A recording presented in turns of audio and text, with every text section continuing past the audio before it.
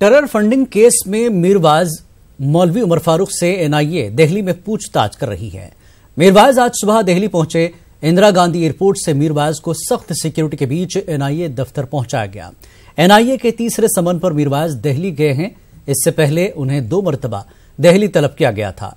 तहम security की वजूहात का जिक्र करते हुए वो एनआईए के रूबरू पेश नहीं हुए थे।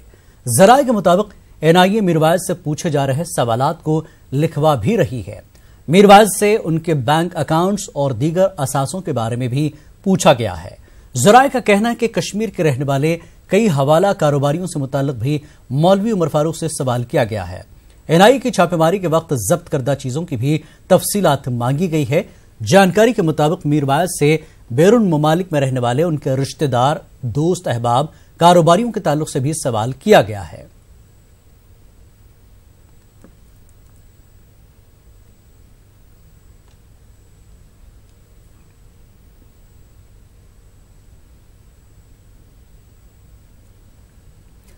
बीजेपी ने अपने इंतखाबी मंशूर में दफा 370 और 35A को मनसूख करने के अहद का इरादा किया है।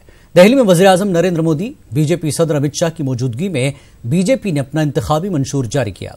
मंशूर के मुताबिक बीजेपी जनसंघ के दौर से ही दफा 370 को मनसूख करने का मौक़िफ़ रखती है। बीजेपी आइन की दफा 35A को भी मनसूख करना चाहती है, क्योंकि यह दफा जम्मू कश्मीर की खवातीन और गैर मुस्तकिल मकीनों के खिलाफ है।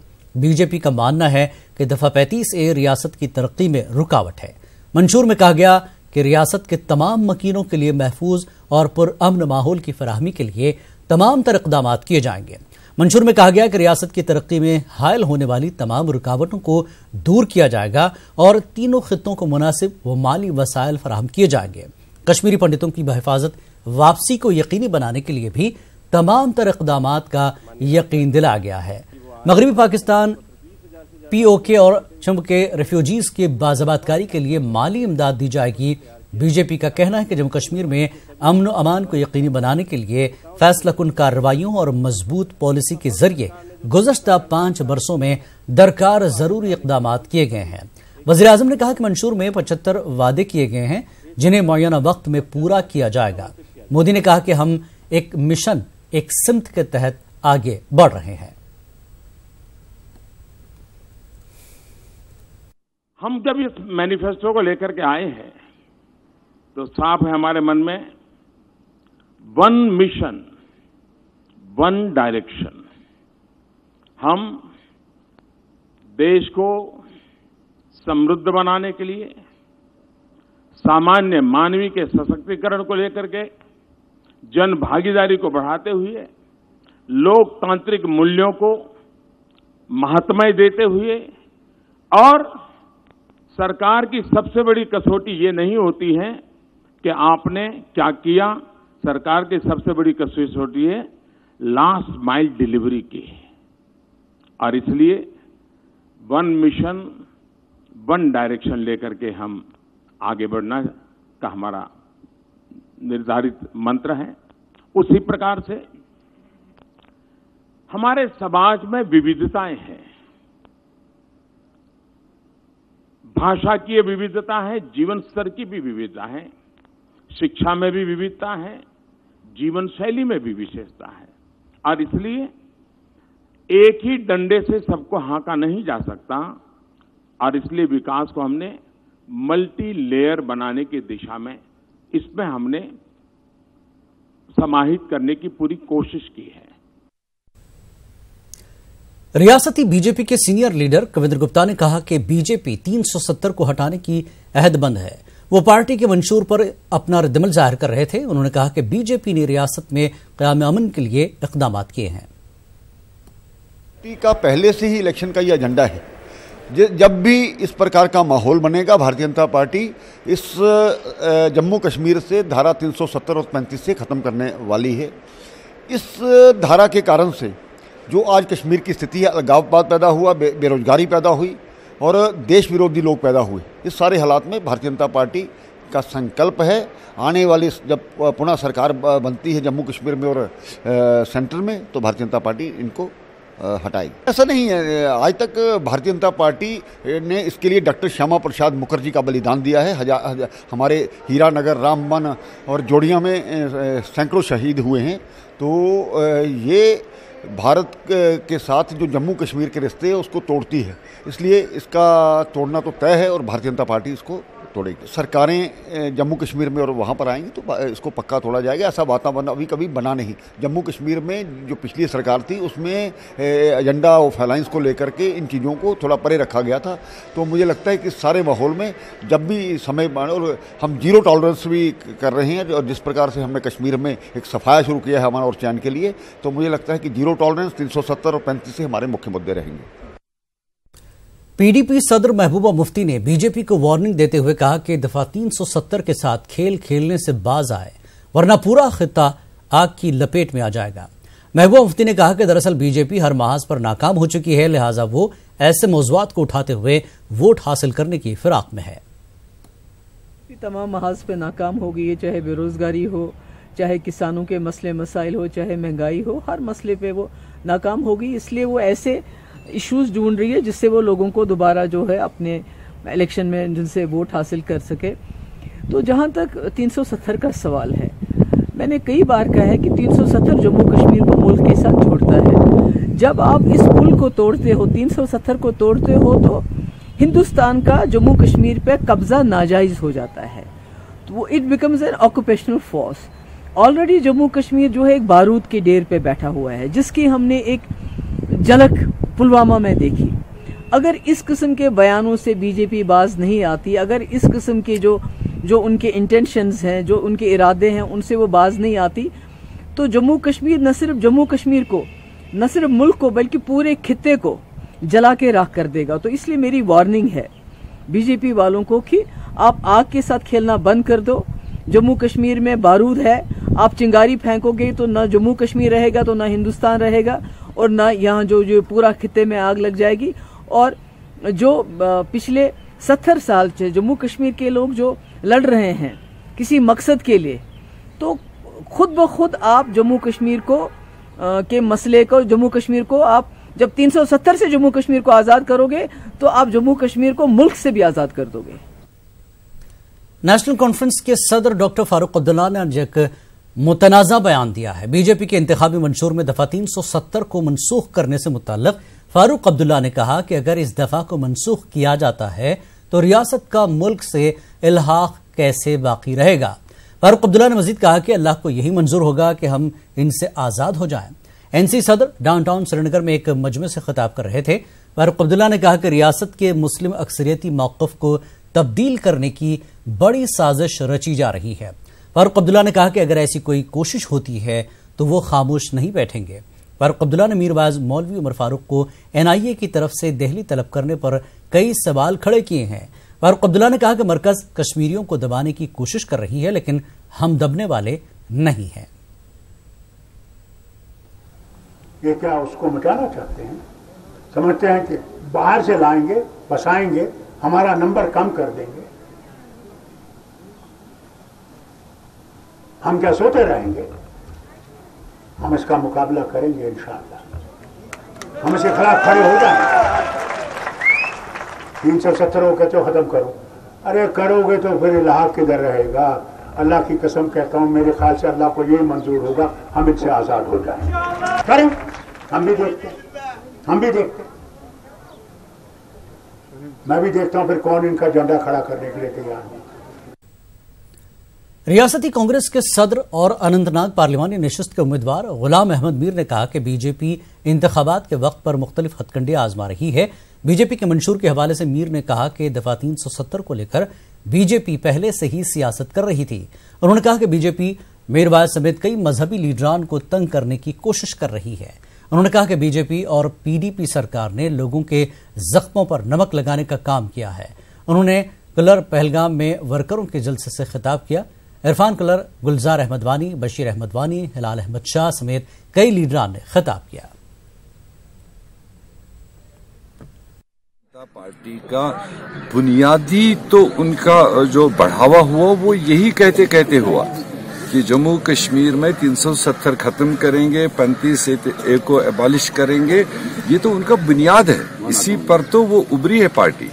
हमें अफसोस है ये सब कुछ जानते हुए भी 2014 में हमारी यहाँ पर पॉपुलर मैंडेट हासिल करने वाली PDP ये जानते हुए कैसे उनके साथ गई। और अगर उनका ये एजेंडा नहीं होता और फिर ये जम्मू कश्मीर में ये हालात आज नहीं होते, जो PDP को समझ में नहीं आई, जो इसमें कोई नई बात नहीं है। कांग्रेस पार्टी उसको मुस्तरद करती है। हमने अपने मैनिफेस्टो में कहा है कि चूंकि जम्मू कश्मीर स्पेशल सर्कमस्टांसेस में, स्पेशल कंडीशंस में भारत के साथ में उसका अलई हुआ और उन स्पेशल सर्कमस्टांसेस वाले हालात को स्पेशली देखना हमारा फर्ज बनता है, जिसमें हमने कहा 370 को मजबूत किया जाएगा, 35A को कायम रखा जाएगा और जो यहां पर हालात है उसको बातचीत के जरिए से हल करने की जरूरत है। पीपल्स कॉन्फ्रेंस के चेयरमैन सज्जाद गनी लोन ने बीजेपी की तरफ से जारी इंतखाबी मंशूर पर निशाना साधते हुए कहा कि दुनिया की कोई ताकत दफा 35A और 370 को हटा नहीं सकती है। उन्होंने खबरदार किया कि अगर इन दफात से छेड़छाड़ हुई तो फिर रियासत में हालात इस हद तक खराब होंगे जिसका तस्वुर भी नहीं किया जा सकता। इन बातों का इजहार सज्जाद गनी लोन ने हंगा लंगेट में एक भारी अवामी जलसे से खिताब करते हुए किया। लोन ने उमर अब्दुल्ला को निशाना बनाते हुए कहा कि उनके हाथ लोग आजादी भी लेना पसंद नहीं करेंगे। उन्होंने हिंद पाक के बीच मुज़ाकरात पर जोर दिया। लोन ने NIA कार्रवाइयों को भी गैर जरूरी करार दिया। दुनिया की कोई ताकत न 370 को हटा सकती न 35A को हटा सकती। अगर इनको यहाँ हालात खराब करने हैं, यहाँ आग लगानी है, वो लगा सकते हैं, लेकिन ये हमारा हक है। It is an article of trust. I assure you, अगर ये होता है तो यहाँ कश्मीर में वो होगा जो पिछले 70 साल में नहीं किया। कोई ऐसा जन्मा नहीं जो इन आर्टिकल्स को हटा पाए। तो पिछले 30 साल से एंटी मिलिटेंट ऑपरेशन तो क्या निकला वहां से? अभी तक लोग इनसे नाराज हैं। नॉन मिलिट्री ऑपरेशंस जब तक ये लोगों के पास नहीं पहुंचेंगे, सवाल ही पैदा नहीं है यहाँ हालात खराब। और ये जो ये अपना मिलिट्री माइट दिखा रहे हैं कश्मीर के लोगों पर, निहत्ते लोगों पर मिलिट्री माइट दिखाना ये कोई बहादुरी नहीं है। ये इनफैक्ट इसको बेगैरती बोलते हैं। अब्दुल्ला साहब अब झूठ कितना बोलेंगे? वो थक गए होंगे झूठ बोल बोल कर। 36 साल वो पहले रहे हैं इक़्तिदार में, तब क्यों नहीं लाया? जब इंशाल्लाह बातचीत होगी आर पार, जब इलाहिदगी पसंद भी होंगे, तब कुछ दिया जाएगा। इसको क्यों देंगे? इसका हाथ तो खून से रंगा है और ये तो देना ही नहीं चाहता है। जब इंटरनल ऑटोनॉमी मिल रही थी 1996 में, अगर इसके बाप ने सिर्फ और सिर्फ 2 महीना या 3 महीना इंतजार किया होता तो तब तो नरसिम्हा राव ने बोला था स्काई इज द लिमिट। तब ये उठ के बोले नहीं, हमें कुछ नहीं चाहिए, एक हुकूमत दो, इक़्तिदार दो, हम लड़ने के लिए तैयार हैं। उमर साहब जो हैं अपने वो खुद वहाँ वजीर खारजा थे, उनने तो सैफुद्दीन सोह साहब को निकाला क्योंकि उनने बीजेपी के खिलाफ वोट डाला। वो तो बाप को वाइस प्रेसिडेंट बनाना चाहते थे बीजेपी की टिकट से, हिंदुस्तान का वाइस प्रेसिडेंट। उनको क्या लगता है लोगों को भूल गया है? उनको लगता है वो बात बात पर हमारा नाम ले रहे हैं। किस बात पर ले रहे हैं? उनके तो अपने रिश्तेदार हैं वहाँ कांग्रेस में, वहाँ उसी राजस्थान में जहाँ उनका रिश्तेदार है। 4 बच्चियों पर सेडिशन का केस लगा है। करें अपना वो इस्तेमाल। में थे तब आपने दफा 370 और 35A के हवाले से कोई भी आपने लब नहीं खोले, इस हवाले से रिएक्शन आपने? टच नहीं होने दिया। वो क्या बोलते हैं लब नहीं खोले? टच नहीं होने दिया 370 या 35 को, और टच होने नहीं देंगे। हम बकबक कम करते हैं, काम ज्यादा करते हैं। पीपल्स कॉन्फ्रेंस के चेयरमैन सज्जाद गनी लोन ने उमर अब्दुल्ला के हवाले से एक सनसनीखेज इंकशाफ करने की बात कही है। उन्होंने कहा कि साल 2014 में कनॉट प्लेस मुंबई में वजीर आला की कुर्सी हासिल करने के लिए उमर अब्दुल्ला मरकज में मौजूद एक पार्टी के सदर से फरियाद कर रहे थे। लोन ने कहा कि इसके सबूत उनके पास मौजूद हैं। लोन ने कहा कि अगर कल तक उमर अब्दुल्ला ने अवाम से माफी नहीं मांगी तो वो हंदवाड़ा जलसे में इससे मुताल्लिक ऑडियो को अवाम के सामने लाएंगे। सज्जाद गनी लोन ने इन बातों का इजहार करालपुरा कुपवाड़ा में एक अवामी जलसे से खिताब करते हुए किया। इनके हमरा पार्लिमानी नशिस्त के उम्मीदवार राजा एजाज अली, बशीर अहमद डार और इरफान पंडित पुरा भी मौजूद रहे।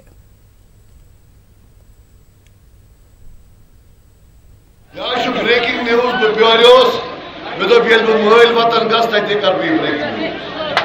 उमर अब्दुल्ला साहब, सवाल है, इलेक्शन हुआ 2014 में और बीजेपी को गाली देने वाले एक सवाल को पूछ, आज से जवाब दे। 2014 के बाद आपके पास 15 MLA आए, दिल्ली में तुम किस पार्टी के चीफ से मिले और उसको सपोर्ट मांगा चीफ मिनिस्टर बनने के लिए?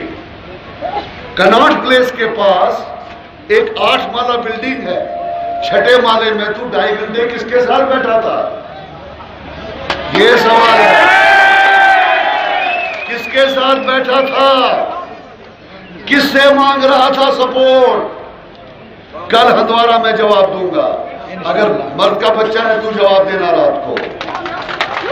तेरे फोन के कोऑर्डिनेट भी मेरे पास हैं, वो भी दिखाते हैं तू उधर ही था उस इंसान के साथ जिसको दिन भर गालियां दे रहा होता है ना, उसके पांव पर पड़ा था, वहां सपोर्ट मांग रहा था। ये मीडिया वालों से मैं बोलता हूं, किसके पास था उमर अब्दुल्ला? रिजल्ट निकलने के बाद कनॉट प्लेस में 2.5 घंटे गिड़गिड़ा रहा था एक पार्टी के प्रेसिडेंट के पास कि मुझे सपोर्ट दो, मुझे चीफ मिनिस्टर बनाओ। अगर कल तक उमर अब्दुल्ला आपने जवाब नहीं दिया और लोगों से माफी नहीं मांगी झूठ बोलने पर, तो कल के जलसे में मैं वो आदमी का दूंगा, एड्रेस भी दे दूंगा और टाइम भी दे दूंगा, तू कहां था, किसके साथ बैठ के, पार्ट 2 पार्ट 2 को हलवा। मरकजी वज़ीर दाखिला राजनाथ सिंह का कहना है कि सियासी लीडरान कौमी शाहराह मामले पर हल्ला मचाना बंद करें। राजनाथ सिंह ने कहा कि मुल्क और फोर्सेस की सलामती को पेश नजर रखकर यह फैसला किया गया है और इसे वापस नहीं लिया जाएगा। राजनाथ सिंह ने भद्रवाह में एक इंतखाबी रैली से खिताब करते हुए ये बात कही। उन्होंने कहा कि सियासी लीडरों को इस मामले पर सियासत करने से गुरेज करना चाहिए। राजनाथ सिंह ने कहा कि बीजेपी किसी भी दबाव के आगे नहीं झुकेगी और दहशतगर्दी व दहशतगर्दों के खिलाफ अदम बर्दाश्त की पॉलिसी पर गामजन रहेगी। मरकजी वज़ीर दाखिला ने कहा कि सिर्फ वोटों के लिए कौमी सलामती से समझौता नहीं किया जाएगा। राजनाथ सिंह ने दावा किया कि नरेंद्र मोदी भारी अक्सरियत के साथ दोबारा इख्तियार पर वापस आएंगे। इस मौके पर उधमपुर सीट से पार्टी उम्मीदवार डॉक्टर जितेंद्र सिंह समेत दीगर सीनियर लीडरों ने भी रैली से खिताब किया। वज़ीर दाखिला राजनाथ सिंह ने बाद में सुचितगढ़ सेक्टर में भी एक रैली से खिताब किया। इस मौके पर उन्होंने उमर अब्दुल्ला को तनकीद का निशाना बनाया कि जम्मू कश्मीर में दूसरा प्राइम मिनिस्टर होना चाहिए। मैं कांग्रेस के नेताओं से पूछना चाहता हूं, सभी राजनीतिक पार्टियों के नेताओं से पूछना चाहता हूं कि उस सज्जन के इस स्टेटमेंट पर आपका क्या नजरिया है, आपका क्या कहना है? क्या आप भी चाहते हैं कि भारत में 2 प्राइम मिनिस्टर होना चाहिए? मैं 2 टूक शब्दों में कहना चाहता हूं बहनों भाइयों, यदि 2 प्राइम मिनिस्टर की बात यदि उठती है तो फिर हमारे पास भी धारा 370 समाप्त करने और 35A समाप्त करने के अतिरिक्त कोई विकल्प शेष नहीं बचेगा। मैं देश के सारे नेताओं का रुख जानना चाहता हूं इस स्टेटमेंट के ऊपर, और यह नहीं चलने पाएगा बहनों भाइयों। और मैं पहली बार बोल रहा हूं कि अब हमारे पास 370 समाप्त करने और 35A को समाप्त करने के अलावा कोई दूसरा विकल्प शेष नहीं बचता है। भारत के गृह मंत्री के रूप में कश्मीर में एक बार नहीं कई बार जाकर हाथ फैलाकर मैंने कहा कि मैं कश्मीर के लोगों से बात करने के लिए आया हूं। आम जनता की बात नहीं है, आम जनता के लोग मिलते थे, बहुत ही अच्छे लोग हैं कश्मीर के। लेकिन जो लोग कश्मीरियों का मसीहा बनने की कोशिश करते हैं, अलगाववादी, मैंने कहा आप भी बात करना चाहते हो तो हम आपसे बात करने को तैयार हैं। यहां तक कि वहां के मुख्यमंत्री को भी मैंने कहा यदि मेरी नहीं सुनते हैं तो आप उनसे कहिए कि हमसे बात करें। लोकतांत्रिक व्यवस्था में बातचीत से बहुत सारी समस्याओं का समाधान निकाला जा सकता है, लेकिन बहनों भाइयों बात करने के लिए ही तैयार हुए। पीपुल्स कॉन्फ्रेंस ने नेशनल कॉन्फ्रेंस के नायब सदर उमर अब्दुल्ला से सवाल किया कि वो 2014 इंतखाबात के बाद अपनी जमात को सरकार बनाने का मौका देने की गर्ज से किन से मिले थे।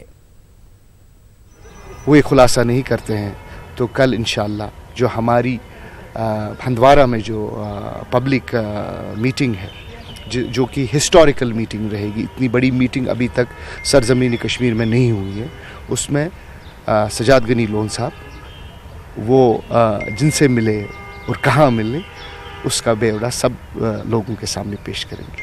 लेकिन हम 10 बजे सुबह तक उमर साहब को टाइम देते हैं कि he should come out clean. National conference के नायब सदर उमर अब्दुल्ला ने बीजेपी के इंतखाबी मंशूर को तनकीद का निशाना बनाते हुए चैलेंज किया कि वो दफा 370 को हटाकर दिखाएं।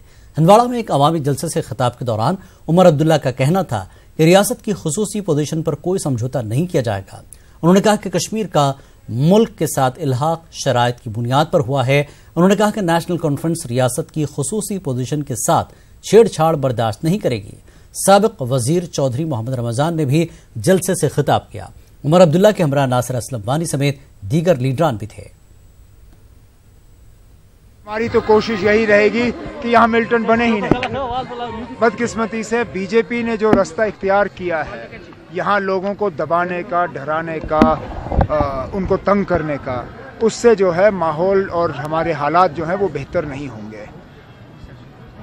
जिस तरह हाईवे बंद करके लोगों को तकलीफ में डाला जा रहा है, उससे आपको क्या लगता है कि यहाँ के लोगों का गुस्सा कम होगा या यहाँ के लोगों का गुस्सा बढ़ेगा? बीजेपी को बजाय ये कि वो कहें कि हम मिलिटेंसी का जो है मुकाबला करते रहेंगे, उनको ये कहना चाहिए था कि हम जम्मू कश्मीर में वो हालात पैदा करेंगे कि यहाँ मिलिटेंसी में कोई जाएगा ही नहीं, मिलिटेंसी के तरफ किसी नौजवान की तवज्जो होगी नहीं। लेकिन बदकिस्मती से ये अकल बीजेपी को आती नहीं है। वो चाहते हैं कि यहाँ हालात ख़राब ही रहें और उन खराब हालात को जो है वो बाकी मुल्क में इस्तेमाल करें। National conference leader Farooq Ahmad Shah ने हल्के इंतखाब गुलमर्ग के रत्नीपुरा, मिर्चीपुरा, सोनारीपुरा, हरीवटनू, कुरालपुरा, कमपुरा, छानापुरा, चंदीलोरा और तरेरन इलाकों में अवामी जलसों का एहतमाम किया। जलसों में काफी तादाद में लोगों ने शिरकत की। लोगों ने शाह का शानदार इस्तकबाल किया। शाह ने कहा कि हल्के इंतखाब गुलमर्ग के इन इलाकों में लोगों को काफी मुश्किलात दरपेश हैं। उन्होंने कहा कि पार्लियामेंट इंतखाब में लोग एनसी उम्मीदवार को कामयाब बनाकर अपनी तमाम तर मुश्किलात का इजाला कर सकेंगे। इलाके में बेसिक प्रॉब्लम्स हैं, जो इन गांवों में प्रॉब्लम्स हैं, पानी के, बिजली के, स्कूल्स के, हेल्थ सेंटर्स के और बेरोजगारी के, वो हम जो है इंशाल्लाह जो है नेशनल कॉन्फ्रेंस की जब यहाँ हुकूमत बनेगी, इंशाल्लाह ज़रूर बनेगी, हमारे जो नए वज़ीर आला इंशाल्लाह ज़रूर उमर अब्दुल्ला साहब होंगे, उसमें जो है इन मसाइल को जो है हल किया जाएगा। पीडीपी के बारामूला पार्लिमानी हल्के के उम्मीदवार अब्दुल क़य्यूम वानी ने सयाहती मकाम गुलमर्ग में अवामी जलसे का एहतमाम किया। गुलमर्ग में काफी तादाद में लोगों ने इस जलसे में शिरकत की। क़य्यूम वानी ने कहा कि गुलमर्ग में मौजूद घोड़े वाले, सलीज से जुड़े लोगों और दीगर मजदूरों ने गुलमर्ग को दुनिया के नक्शे पर एक पहचान दी। वानी ने अफसोस का इजहार करते हुए कहा कि आज तक गुलमर्ग में इन मजदूरों को हर लिहाज से नजरअंदाज किया गया। उन्होंने यकीन दिलाया कि वो आवाम के जज्बात व एहसासात की तर्जुमानी करेंगे और गुलमर्ग के मसाइल को हल करेंगे। बीजेपी महिला मोर्चा की कौमी सदर विजया राहतकर ने कहा कि बीजेपी मुल्क के साथ साथ रियासत जम्मू कश्मीर की खवातीन की तरक्की और इज्जत व वक़ार की जामिन है। देवसर कुलगाम में मुनक़्क़दा खवातीन के जलसे से खिताब करते हुए उन्होंने कहा कि खवातीन को मुल्क के अंदर इज्जत व वक़ार से जीने का हक देने के लिए वो कोशा है। पार्टी के पार्लिमानी उम्मीदवार सूफी यूसुफ भी मौजूद थे। लीडरान ने बीजेपी को वोट देने की अपील की। टंगमर्ग के बदरकोट में कांग्रेस की जानिब से एक अवामी जलसे का एहतमाम किया गया। जलसे में काफी तादाद में लोगों ने शिरकत की। जलसे में कांग्रेस के कई लीडरान ने खिताब किया। कांग्रेस के सीनियर लीडर गुलाम नबी मोंगा ने बीजेपी को सख्त तनकीद का निशाना बनाया। उन्होंने कहा कि बीजेपी ने पूरे मुल्क में अफरा तफरी और खौफ का माहौल पैदा किया। लीडरान ने लोगों को कांग्रेस के उम्मीदवार को कामयाब बनाने की अपील की। कांग्रेस के सीनियर लीडर सुरेंद्र सिंह चन्नी ने मंगहामा तराल का दौरा किया। उन्होंने यहां पार्टी कारकुनों की एक मीटिंग में शिरकत की। उन्होंने वर्करों पर जोर दिया कि वो आने वाले पार्लिमानी इलेक्शन में पार्लिमानी नशिस्त के उम्मीदवार गुलाम अहमद मीर को वोट देकर कामयाब बनाए। उधमपुर सीट से कांग्रेस के उम्मीदवार विक्रमादित्य सिंह ने डोडा के आसार इलाके में इंतखाबी मुहिम चलाई। विक्रमादित्य सिंह ने कहा कि सिर्फ कांग्रेस ही वाहिद पार्टी है जो तमाम तबकात को साथ लेकर चलती है और जमीनी सतह से तरक्याती काम करती है। विक्रमादित्य सिंह ने कहा कि गुज़श्ता 4 वर्षों में बीजेपी हुकूमत ने कोई काम नहीं किए हैं। जम्मू सीट से कांग्रेस उम्मीदवार रमन भल्ला ने राजौरी के कालाकोट में एक इंतखाबी रैली से खिताब किया। रमन भल्ला ने कहा कि बीजेपी पीडीपी हुकूमत ने कालाकोट इलाके को नजरअंदाज किया है। उन्होंने कहा कि कांग्रेस दौर हुकूमत में जिले के तमाम इलाकों की यकसां तरक्की की गई है। इस मौके पर पार्टी के कई सीनियर लीडरान मौजूद थे। PDP leader advocate Abdul Haq Khan ने पार्टी के कई लीडरान की सिक्योरिटी कम करने की नुक्ताचीनी की। उन्होंने कहा कि ऐसा इसलिए किया जा रहा है ताकि पीडीपी लीडरान इलेक्शन के अमल का पूरी तरह हिस्सा न बन सके। पुंछ रावलाकोट बस खिदमात को मुअत्तल कर दिया गया है। बस खिदमात मुअत्तल करने से पीओके के 7 बाशिंदे अपनी आबाई मकाम नहीं लौट सके। बस सर्विस के ऑफिस इंचार्ज जहांगीर अहमद ने कहा कि आज जब वो शेड्यूल के मुताबिक बस को रवाना करने पहुंचे तो उन्हें बस सर्विस मुअत्तल होने की इत्तला मिली। उन्होंने कहा कि एलओसी पर कशीदगी और सिक्योरिटी की वजूहात की बिना पर बस खिदमात मुअत्तल की गई है। इस मौके पर मुसाफिरीन ने कहा कि एलओसी पर अमन व अमान की ख्वाहां है। शोपियां के बोमना इलाके में 2 ग्रुपों के दरमियान हुई झड़प में एक नौजवान हलाक हो गया। पानी के तनाजे पर यह तसादुम हुआ। इस दौरान कमाल अदफर नामी नौजवान के सर पर शदीद चोट लगी। वो मौके पर ही फौत हो गया। अदफर महकमे दही तरक्यात में बतौर VLW तैनात था। उसकी लाश होमना गांव पहुंचते ही सफ़े मातम बिछ गया। लवाकिन ने इस कत्ल में मुलविस अफराद के खिलाफ कार्रवाई की मांग की। पुलिस ने लाश का पोस्टमार्टम करके केस दर्ज कर लिया है। Kashmir chamber of commerce and industries ने कौमी शाहराह पर से सिविल ट्रैफिक के लिए आयद करदा पाबंदी फौरी हटाने का मुतालबा किया। श्रीनगर में एक प्रेस कॉन्फ्रेंस से खिताब करते हुए चैम्बर के सदर शेख आशिक ने कहा कि शाहराह को 2 दिनों तक बंद रखने से आम लोगों को शदीद मुश्किलात पेश आएंगी। उन्होंने कहा कि इसकी वजह से रोजगार और माशी सरगर्मियां भी मुतासिर होंगी। वालों का ट्रांसपोर्ट कौन कंपनसेट करेगा? ट्रांसपोर्ट जो बेचारे रोजमर्रा के डे टू डे लाइफ है उनकी, कौन उनको कंपनसेट करेगा? Will government compensate them? 150 से 250 करोड़ रुपया दिन का नुकसान हो रहा है हमारा। वो इंपोर्ट हो, एक्सपोर्ट हो, ट्रांसपोर्ट हो, सर्विसेज हो, वो कौन कंपनसेट करेगा 2 महीने के लिए? ये ऑर्डर्स ऐसे ही आ गया है without using the wisdom. I fail to understand. हम गवर्नर साहब को ये जरूरी बताना चाहते हैं कि अगर ऐसे ऑर्डर हो गए तो हिस्ट्री क्रिएट हो रही है उनके टाइम पे। मैं नहीं चाहता हूं कि ऐसी हिस्ट्री क्रिएट हो ताकि ये कल कोई बताएगा कब होगा तो इस एरा में ये हो गया है। जम्मू में आज माता सिद्धलक्ष्मी दुर्गा नगर मंदिर में सालाना महायज्ञ का एहतमाम किया गया। इस यज्ञ में कसीर तादाद में अकीदतमंदों ने शिरकत की। मुंतज़मीन का कहना है कि वो इसी रोज यज्ञ का एहतमाम करते हैं जब अनंतनाग के लोक भवन में इसका इनकाद होता है। अकीदतमंदों ने रियासत में अमन-अमान के लिए खुसूसी प्रार्थना की। न्यूज़ 18 से बात करते हुए कश्मीरी माइग्रेंट पंडितों ने तबके की तालीम याफ्ता बेरोजगार नौजवानों के लिए खुसूसी भर्ती मुहिम चलाने का मुतालबा किया।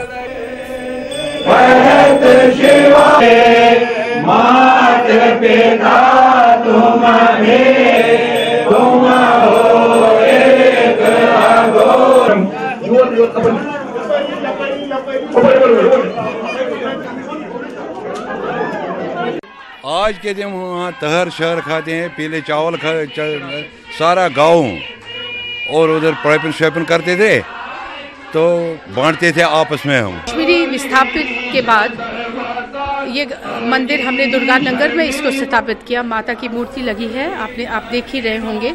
हर साल यहाँ पे हवन यज्ञ होता है। प्रार्थना की कि सुख शांति रहे और जो हम 30 साल से विस्थापन का दर्द झेल रहे हैं कम से कम वो खत्म हो जाए और कश्मीरी पंडित अपने सम्मान के साथ उसी जगह वापस चला जाए जहाँ से वो आया।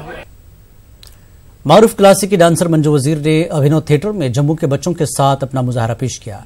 मंजू वजीर का ताल्लुक भद्रवा वैली से है और वो फिलहाल नई दिल्ली में रिहाइश पजीर हैं।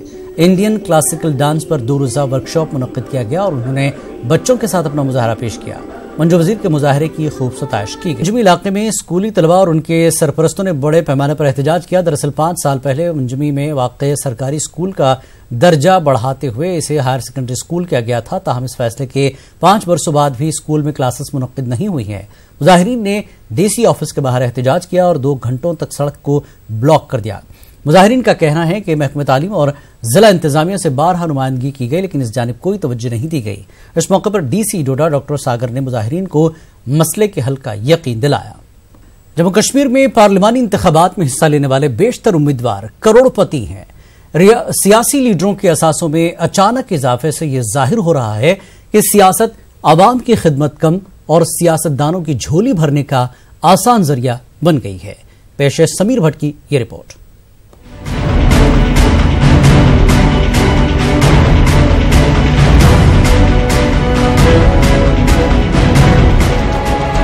करोड़पति सियासतदानों की तादाद में इजाफे के मामले में जम्मू कश्मीर कर्नाटक जैसी रियासतों से ज्यादा पीछे नहीं है। इसका अंदाजा पार्लिमानी इंतखाबात में हिस्सा लेने वाले उम्मीदवारों की आमदनी और असासों से बखूबी लगाया जा सकता है। पार्लिमानी उम्मीदवारों ने हलफनामों के जरिए खुद के असासों की तफसीलात इलेक्शन कमीशन को फराहम की है। रियासत के बेशतर सियासतदान करोड़पति हैं। चंद सियासतदानों के असासों से आपको वाकिफ करवाते हैं। विक्रमादित्य सिंह उधमपुर लोकसभा सीट से कांग्रेस उम्मीदवार हैं। इनके मनकूला असासे 11 करोड़ से ज्यादा है, जबकि 10.5 करोड़ रुपए मालियत के गैर मनकूला असासे हैं। नेशनल कॉन्फ्रेंस के सदर डॉक्टर फारूक अब्दुल्ला ने अपने हलफनामे में जानकारी दी कि उनके पास 10 करोड़ से ज्यादा मनकूला असासे हैं।